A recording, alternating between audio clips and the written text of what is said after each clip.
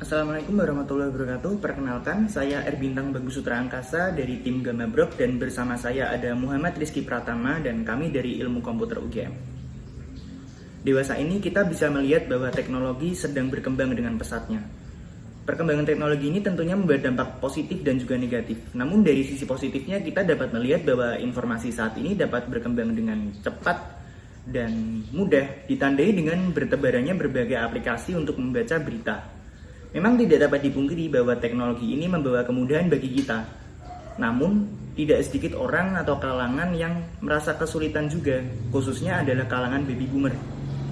Mereka ingin mengikuti perkembangan berita, namun kesulitan untuk menikmati teknologi yang ada.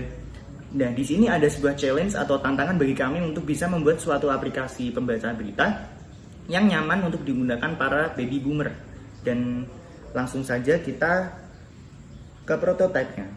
Namun di sini ada persona dari user kita, yaitu seorang senior manager retiree, umurnya 57, tinggal di Jakarta. Dia ingin memiliki sebuah aplikasi untuk membaca berita yang nyaman. Dia ingin menemukan berita-berita yang unik dan ingin tetap update terhadap dunia.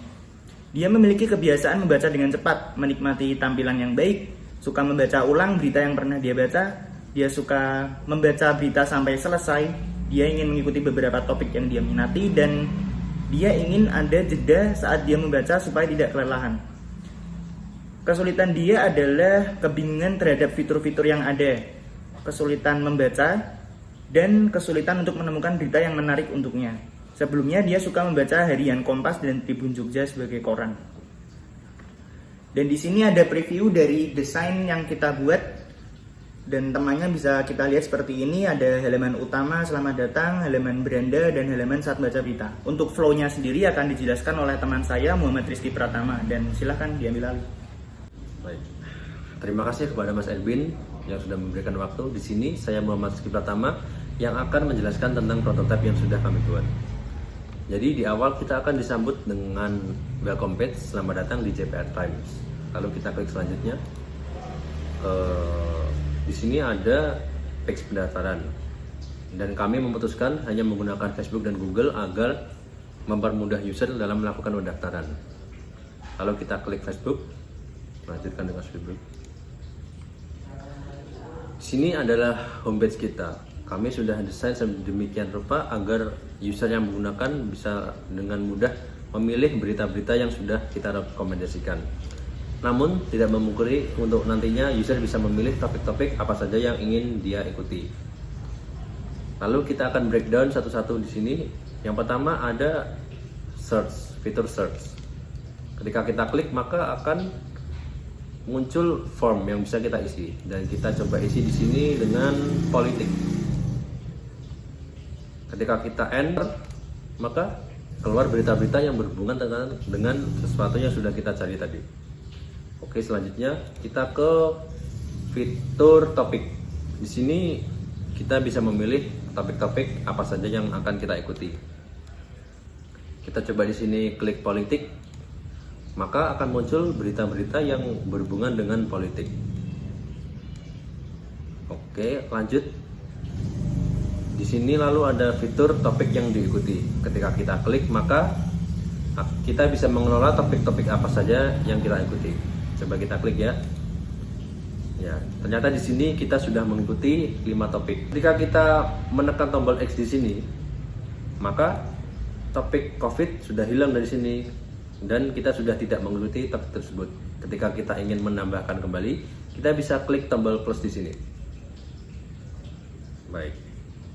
Lalu kita lanjut ke fitur berita utama. Di fitur berita utama sendiri ada fitur yang bernama intip, di mana kita di sini bisa mengintip berita tersebut. Kita coba klik. Nah, kita bisa melihat dengan sekilas isi berita tersebut. Lalu kita coba scroll ke bawah. Di sini juga ada fitur video berita yang jika kita klik maka akan muncul video tentang berita tersebut. Kita scroll lagi. Ada politik dan ada bencana, topik bencana di sini.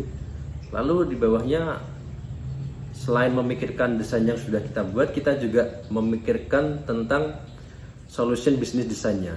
Bagaimana dengan kita tahu bahwa sebuah berita itu pemasukan terbesarnya melalui iklan, dan di sini kita sudah mendesain iklan sedemikian rupa agar mudah dan terlihat oleh user yang sedang menggunakan. Kalau kita scroll ke bawah, di sini ada tombol muat lebih banyak jika kita ingin melihat rekomendasi lebih banyak tentang berita yang sudah direkomendasikan oleh kita. Baik, lalu kita akan masuk ke fitur utama kita, yaitu baca beritanya. Kita klik di sini. Nah, di sini adalah page di mana kita bisa membaca berita yang sudah kita pilih. Ketika kita scroll ke bawah, akan ada fitur terkait, lalu ada iklan yang sepertinya tersamarkan, dan di bawah ada rekomendasi berita yang lain. Baik.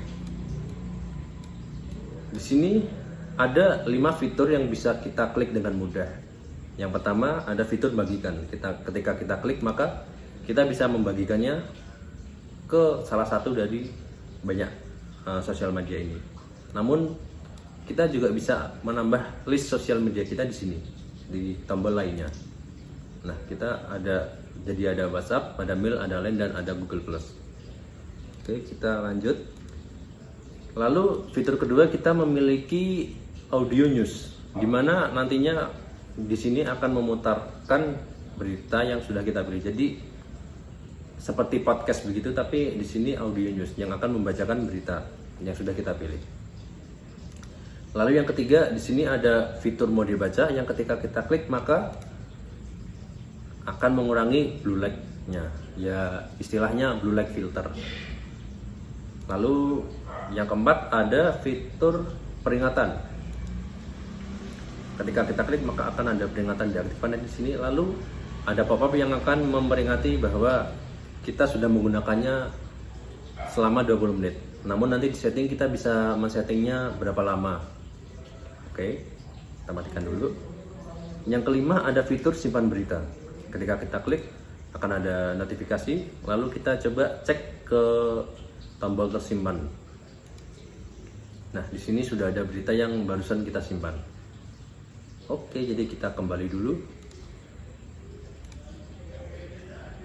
Kita coba kembali ke homepage. Nah, dari flow di page ini saya belum menjelaskan tentang navigation bar-nya. Di sini kita memiliki 4 navigation bar, ada beranda, ada kategori, ada tersimpan, dan yang terakhir ada pengaturan. Ketika kita klik kategori, kita bisa memilih beberapa kategori di sini untuk kita ikuti. Kita coba klik tombol ikuti di sini. Nah, secara otomatis kita akan mengikuti politik yang nantinya akan direkomendasikan di kita di homepage. Kita coba klik tombol politiknya di sini. Nah, maka akan keluar berita-berita yang berhubungan dengan politik. Kita kembali ke kategori. Oke, selanjutnya ada fitur tersimpan. Di sini berita-berita yang kita simpan tadi akan muncul di sini jika kita sudah simpan. Lalu yang terakhir ada pengaturan. Di sini ada akun yang bernama Rizky Pratama karena kita tadi sudah login dengan Facebook. Lalu ada konfigurasi, ada bantuan, ada laporkan, dan ada tentang kami. Di konfigurasi sendiri kita bisa men-setting fitur-fitur yang tadi ada di artikel, yaitu ada audio news, ada mode baca, dan ada notifikasi peringatan. Di audio news kita bisa setting berita dengan topik apa saja yang bisa kita setel. Lalu ada mode baca, kita bisa setel keterangan dan kecerahannya.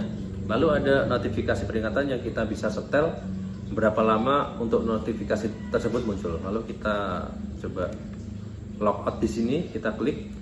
Nah, jika kita logout maka konfigurasinya akan terkunci. Jadi untuk menggunakan fitur tersebut kita harus login.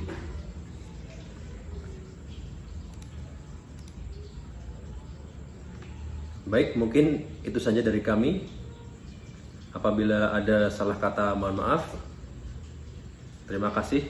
Selamat malam.